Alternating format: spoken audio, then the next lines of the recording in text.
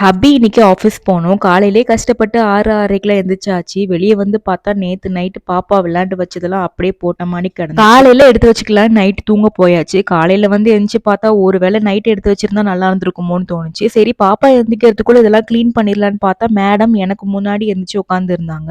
எது எப்படியோ நம்மளுக்கு முதல்ல பெட்ரோல் போட்டுடலான்னு டீ போட வந்தாச்சு. காலையில பிரஷ் எடுத்து பல்ல தேய்க்கிறோமோ இல்லையோ இந்த டீ பாத்திரத்தை கையில எடுத்தாதான் மனசுக்கே ஆறுதலா இருக்கு. டீ கொதிக்கிறதுக்குள்ள இதெல்லாம் கிளீன் பண்ணிடலாம் அப்பதான் நிம்மதியா உட்காந்து ஒரு 5 நிமிஷம் டீ குடிக்க முடியும்னு மடமடன்னு எல்லாத்தையும் எடுத்து வச்சாச்சு. அட்லீஸ்ட் பாப்பா இருக்கிற இடத்த மட்டும் நல்லா கிளீன் பண்ணி விட்டோம்னா அவளை எடுத்து வெளியே போட்டு அவ வாட்டு விளையாண்டுட்டு இருப்பா.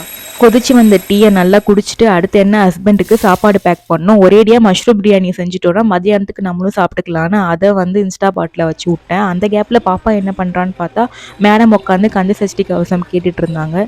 இந்த கேப்பில் மஷ்ரூம் பிரியாணியும் சூப்பராக ரெடி ஆயிடுச்சு. லஞ்ச் பாக்ஸ் வேலையை முடிச்சுட்டு அடுத்து என்ன லோட் பண்ணி வச்சிருக்கிற பாத்திரத்தெல்லாம் வெளியே எடுத்து போட்டு அடுத்து ஒரு பேட்ச் ரெடியாக இருந்துச்சு உள்ள வைக்கிறதுக்கு. இவ்வளோ வேலையை முடிச்சுட்டு காலை பொழுதை கொஞ்சம் ரசிக்கலான்னு வெளியே திறந்து பார்த்தா சூப்பராக இருந்துச்சு. கொஞ்ச நாள் முன்னாடி வரைக்கும் வறண்டு கடந்த மரம் செடியெல்லாம் இப்போ நல்லா பச்சை பசேர்னு பார்க்கறதுக்கே சூப்பரா இருந்துச்சு.